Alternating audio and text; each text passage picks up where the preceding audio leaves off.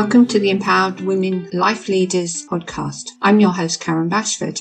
This podcast is for every woman who has ever felt limited by her past, silenced by trauma, or held back by society's expectations. Each week, we will share powerful stories, expert insights, and practical tools to help you become the leader of your own life. And my guest this week is Tammy Waldron. I had the pleasure of connecting with Tammy through LinkedIn. And there's a story to her that I feel is important to be shared. Partly because it's not a topic I've covered yet on the podcast, but also there's so much emotion attached to what Tammy is going to be sharing that even if it doesn't apply to you, there will be elements that truly impact your life without you necessarily knowing. So Tammy, welcome. Would you like to tell us a bit about yourself and then tell us your journey? Yeah. Thanks so much for having me. I'm just feel so blessed to be here to share my story because like you said, people might not have the exact same journey as me, but it's amazing how we have crossovers. Even when we hear other people's story, it's like, wow, I've felt that. And so, yeah, I do believe sharing our stories really helps to empower us. It normalizes things and helps us to look in with a different perspective and maybe a little bit more curiosity, which is always really helpful and healing. Um, a little bit about me is, and my story of what we're talking about today is that I was adopted. And I was adopted at the day 5. I used to say that I was adopted at birth. But as I've leaned into really healing this primal wound trauma, I was not adopted at birth. And in fact, that's where a lot of trauma actually happened was at birth, but it even happened before. Because my mother, I've not met her. I have non-identifying information from the adoption agency. She was 15. And so when she found out she was pregnant, I'm sure there were a lot of emotions and feelings that she had of not wanting me, not wanting to be pregnant. She's 15. And so in utero, I received a lot of those feelings of not being wanted. In addition, she was also adopted. And so Interesting. there's generational um, feelings around all of this abandonment, layers and layers of abandonment, not feeling worthy, not feeling loved. And it's interesting because I got the information from the adoption agency as soon as I turned 18 because I really wanted to find her. It's huge mystery of where do I come from? And I wanted to have a happy reunion. I wanted to have the Disney story happily ever after. But I want to say also, my adoption family is beautiful, loving, supporting. I couldn't ask for a better family. And yet inside me was this desire to solve this mystery and to heal this disconnection that has been disconnected. I wanted to reconnect it really, really strongly. Um, so when I was 18, there was information in my non-identifying information about my biological family that I actually, curiosity went back years later and pulled it again, and the information changed. Really? And so and when I was 18, it says that she didn't want to touch me, look at me, um, have any contact with her infant, which I understand. She's 15, right? And when I went back, all that had been taken out from the document. But it was helpful information for me to really connect. And when I was 18, I kind of didn't understand all of that. Um, it also kind of makes reference that she was abused. that the whole pregnancy was an abuse. It very softly talks about that, and I honestly didn't see that when I was 18 either. I went back and read that document multiple times and have seen different things each time I look at it. Because you were ready to receive that information. No. Oh, Yeah. yeah. At the original reading, no, you weren't. But as you progress through your own journey and are recognizing this is why I'm feeling how this is, you then started to pick up the additional information that was there, as you say, Yeah. but you just wasn't ready to receive it. And I think we have a tendency to forget that even if we read something, our brain doesn't necessarily take it on because it's going to cause us too much pain for Yes. taking it on at that time. Mhm. So, do you think there was a difference, the fact that you were adopted at 5 days to what it would have been being adopted at birth? Do you think there would Mhm. have been a difference? I'm actually, that would be a really interesting thing to explore because there is a huge difference because there's so much bonding that happens right at the moment of birth. Mm-hmm. So much neurological development and flooding of hormones that I did not receive. So today we understand it as attachment disorder, but Mm. I was taken from the womb and placed in a bassinet and placed in the nursery in the 70s, where we didn't really understand Mm. attachment disorder. I don't know how often I was held or touched by a Mm. human skin to skin contact. Today, we take the baby and place it on the mother's bare chest. The father holds it skin to skin to just allow all of that hormone exchange to Mm. happen, and it creates this healthy neurological system. And so if I love your question, like it, and that's actually when I go into my energy healing, I go back to that moment and I recreate it.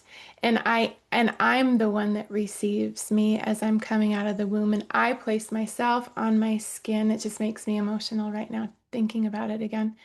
And going back to that place again and holding myself, my infant, in my skin to skin. And if my adoptive mother would have been able to do that for me and Mm. having it not be a biological mother, but yet a mother, my Yeah. my mother do that for me, I do think that there would have been tremendous healing. And I wonder if that is happening in the world. I know with people who do surrogates, I Mm. believe that all of that is happening. And I think in some adoption cases, when you get the adoption agreement like before the birth, there's such a window of opportunity to make that happen.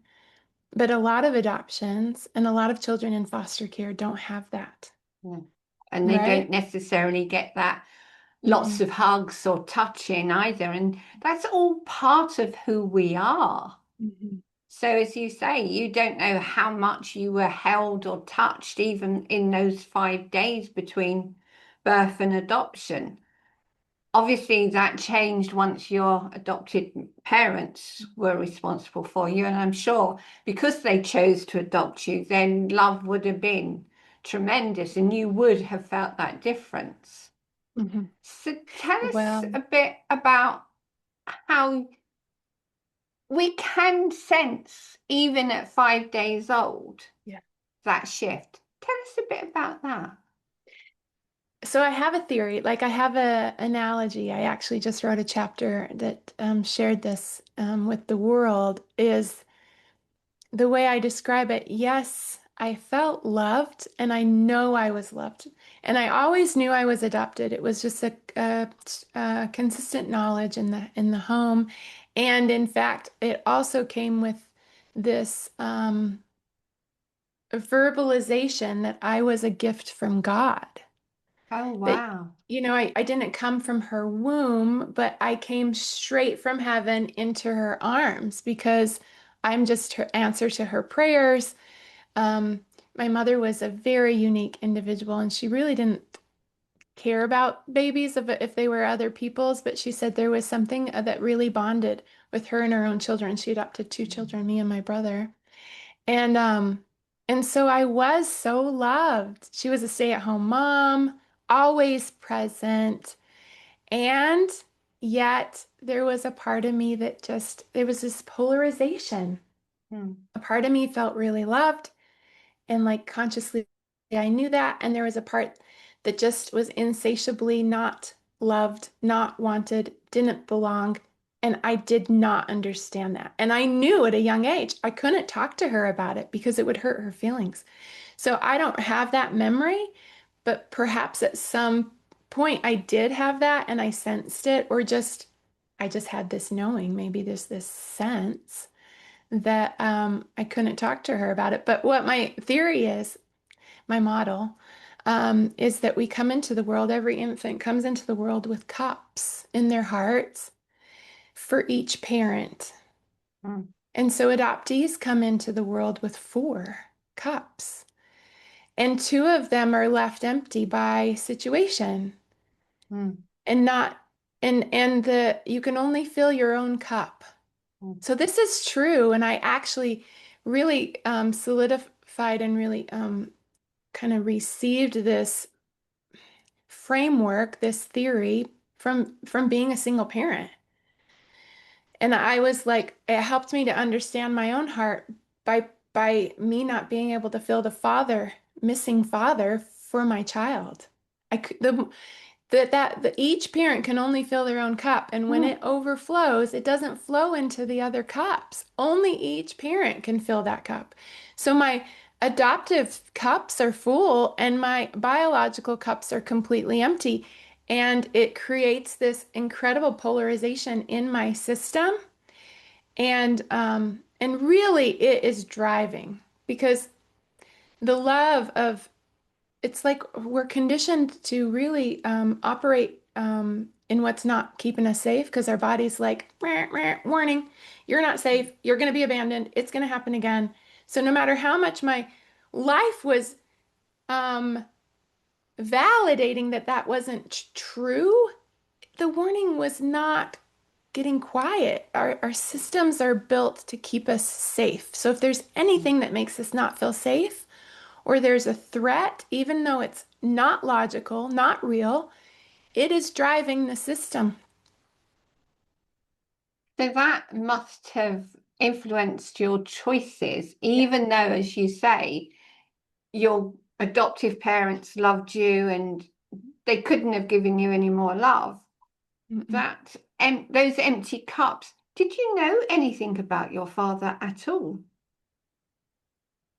Well, it was my daughter's. It was I No, had I to I and mean for you, yeah, your my biological biological. father. I actually did meet my biological father later, but I Okay. have not met my mother And what through was your genealogy. impression?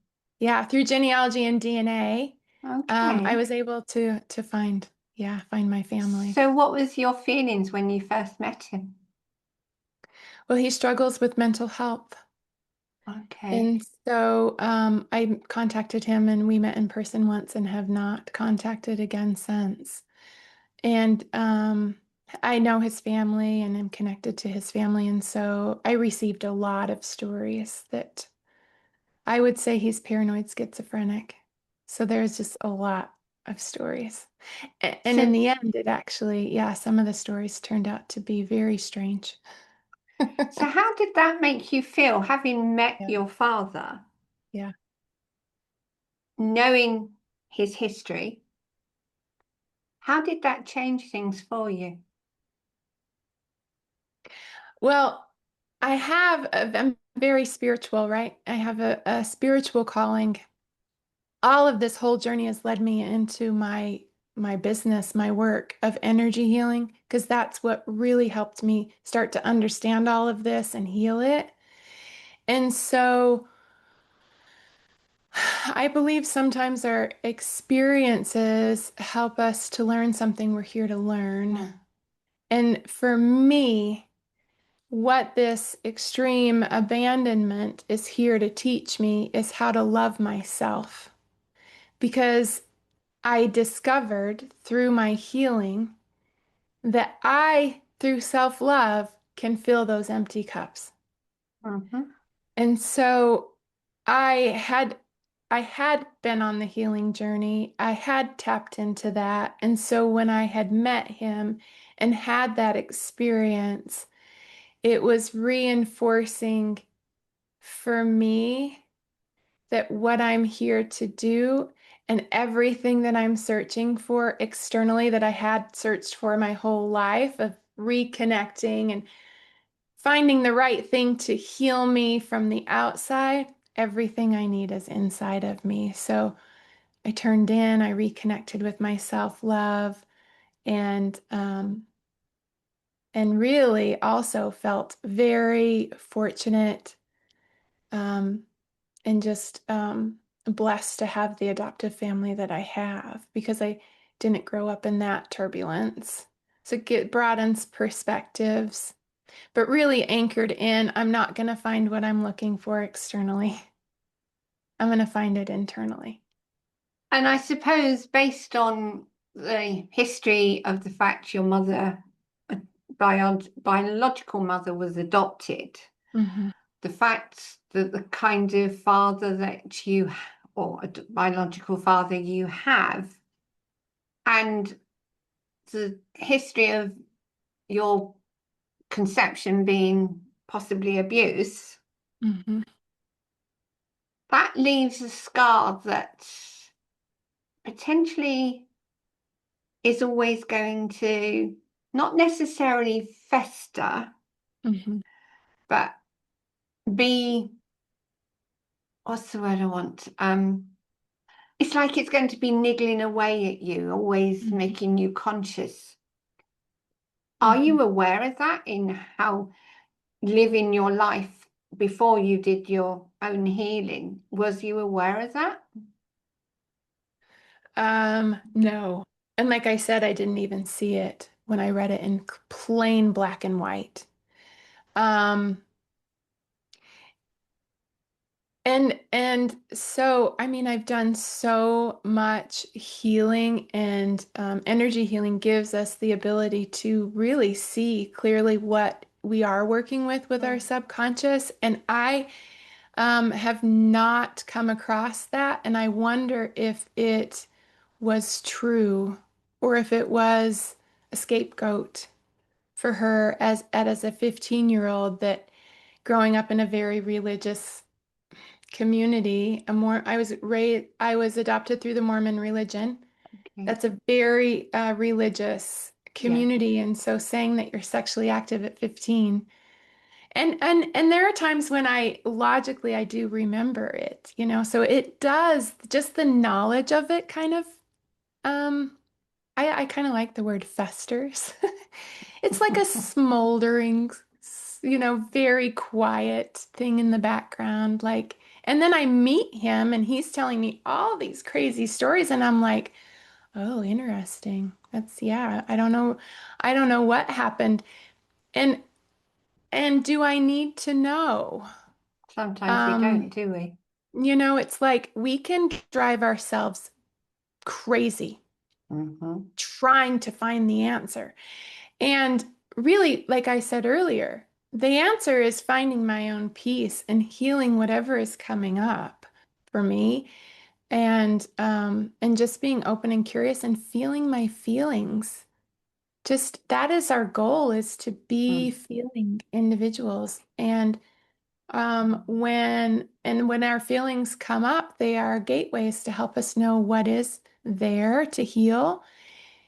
And the more I heal those triggers, the more I can be in this pure essence of feeling, mm, of peace and love and compassion and curiosity and expansion and joy. Uh, and so, yeah, it's true. It does come up. It does tap me on the shoulder sometimes. Like, there's just parts of us that want to really, I don't know, be curious about those things, right? And of course. they want to unpack it. And I'm open to unpacking it, which is, yeah, I'm not running. I just didn't see it. But I am open to see it now, and it's not really presented itself to be seen. So maybe this conversation will help will help that open up and unpack a little bit more. But you're right about that. Yeah. You spoke of your daughter and not having a father around for your daughter. I'm going to perhaps trigger something here. I'm not too sure. Do you think there's a connection between your history and the fact your daughter didn't have a father around? Yeah, adoption. Well, I mean, emotional, and I see this with my clients too. There's the generations. There'll be an emotional story or charge or whatever you want to call it. Abandonment is mine, right? That will repeat over and over and over again in various ways of stories. And so, yes, she is absolutely on the thread of abandonment and is working through that in a very different way. And then from proximity of me being her mother, it makes me see and work with abandonment in a different way. So I've started to, when I work with people and unpack these things and with my own, every life um, challenge or issue or lesson, however you want to frame it, is like a gem, this giant, beautiful gem that's cut with all these facets. And so we get to experience all those different facets of it. And for abandonment, yes, I got to actually experience and am still experiencing it with my daughter. And then when I was young, like you said earlier, I bet this really shaped your decisions. Mm, Yes, because that abandonment actually wants to be seen mm, and validated, and it will create life situations. If it's in the lead, it'll create life situations where it proves itself to you, proves it validates itself. So I would get in repeating dysfunctional relationships to prove to my body and myself that I'm not worthy, loved, belonged, and I would abandon myself over and over again. Obviously, when I'm in it, it's not conscious, but now past healing, I can see who was really driving my life at that mm, time, and it was pain, the pain body. mm. Tolle talks about the pain body, and I joke that it was driving the bus, and I don't even know if I was on the bus. Like Yeah, got left at the stop or was like hanging on to the back bumper, getting the shit kicked out of me yeah, with yeah. this pain leading the show. And I just, it's the act of turning in and getting curious and starting to find who I am underneath all of that and healing from the inside out that completely turned that around and gave me the ability to drive. When did you start getting curious enough to actually inquire of yourself Mm. Mhm. what was the real cause of your, I don't want to say issues because they're not issues. I It's know. it's like it always feels like there's something driving something within you to find an answer. Yeah. So when did you first experience that? Yes, I experienced that at a very young age. And like I said, I was searching outward. There's something going on here. What can I do to get from the outside to fill this primal wound? I'm calling it a primal wound, but it just felt like this vast black hole Mm, that I just knew and it just was insatiable. And so self-help books, meditation. I mean, I was young listening to Wayne Dyer with audio tapes, meditating at a very young age, trying to connect and feel. So I had this very strong spiritualness about me that kept whispering, there's something here. You can find something there. You can heal this. It doesn't have to stay this way. So, like meditation, talk therapy, exercise, religion, all the things outside of myself, because I didn't know what else to do. Can't, mm, I'm running from what's inside. I don't want to turn in. I want to take something from the outside mhm. and put it in.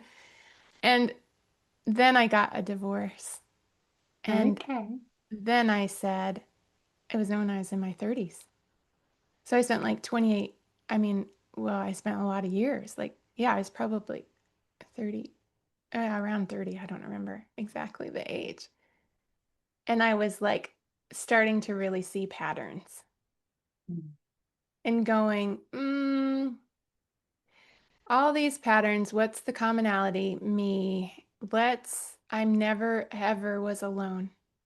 It was in one relationship, out, in, out, a revolving door. And that time in between, fear of being alone created this feeling of absolute chaos inside my body, really feeling untethered. I wanted a monogamous relationship. And there was beliefs around that would actually heal me. If someone loved me enough, then Mhm. I wouldn't have this anymore. I wouldn't feel unloved, right? And so then I got a divorce and all that crashed. I was married, I had all the things, I was a wife, I did all the things. None of it none of it fixed it. None of it even touched that primal wound because I was just masking and serving and people pleasing. And I was like, okay, and not being alone ever. So I'm like alone for the first time and it was terrifying. Mhm. And my daughter went and stayed with my cousin. I was literally alone in a new city, in a new apartment. And I just finally got really quiet and started to look in and said, okay, what have I been running from? What am I so scared of? And as soon as I turned in and started to look at that fear, it actually softened immediately for me. Mhm. And I started to just get all these insights and real strong feelings and even messages of give yourself a break. You're doing the best you can. Self forgiveness, self compassion, self love. It was the first time I'd really touched into any of that and started to listen to Eckhart Tolle, started to observe my mind, my feelings, and then soon after that, I I was in my first energy healing class, and then I found what I'd been looking for. I touched it. I started to actually understand it, and that's been my journey ever since. And now I teach it to other people, energy healing techniques to regulate our nervous system, to heal and process all this trauma that's just open in our system, open, wanting and ready to be processed and completed. Um, yeah. Interesting, you say you waited until your 30s to really start exploring you. I Mhm. waited until my 60s and decided to have a nervous breakdown. Yeah. I mean, I was There, close. there's always a trigger point, Yes. always a trigger point. Yeah, So, we yeah, call that what? Ground zero yeah, absolutely. So, or the yeah. dark night of the soul. Hmm. Something has to crack our illusions Hmm. Yeah, and say what absolutely. we've been trying to do isn't working. We've got to look at something else. Mhm. And I'd been given plenty of warning prior to that, but because of my sense of responsibility, I chose to ignore it. Yeah, because gosh, that's not safe to turn Mm. into that. There's a lot of parts that don't Mm. like that fear part. And Yeah. I love IFS, the interfamily systems framework, because it Mm. is what I see, it is what I experience. Mhm. All those things are compartmentalized and are protected. And they're going to give you all kinds of stories and realities to say, don't come here. It's not safe. Mm. It's going to overwhelm the system. It's going to shut you down. But the pressure builds. Our body is brilliant. It holds on to things for us, but it has a capacity limit. Mm. Precisely. So, yeah. And then it's just going to blow. And so when we can go in and we can heal those parts of us that are creating that pressure and release that pressure, capacity for our life grows. And then Mhm. just the act of working with our system in this way strengthens it and also expands its capacity. So we have the ability to live life and not be triggered. But there's this trending belief that I see in clients and I see in the media that people don't want to feel. No, I know. It's terrible, isn't it? Unless you feel, though, you're not really yourself because you Yeah. are a feeling being. So, Yeah. yes, you have to feel. Yes, I Yeah. see that in my clients as well. So, yes. We need to shift our goal. Shift Mm-hmm. our goal to where we heal what makes our feelings overwhelming because they're tied up with this Mm, trauma. But when we heal that and release that pressure, we can just feel the feeling. yeah. That is a beautiful place to live from. Isn't it just? I Yeah. know that one, absolutely. On Mhm. that point, I'm going to have to say thank you, Tammy, for your open and honest sharing because it's obviously a topic that you've had to deal with and you've healed the wounds, but there's still the memories that can still come back and upset. So thank you very much for being so open and honest about it. And I'm sure anyone listening, even if it's not their journey, they will take something from it, I'm certain. So thank you so much. Obviously, I'll share all your contact details. So if anyone wants to, they can connect with you. But thank you for attending and being part of the podcast. Thank you. Thank you. Thanks for having me.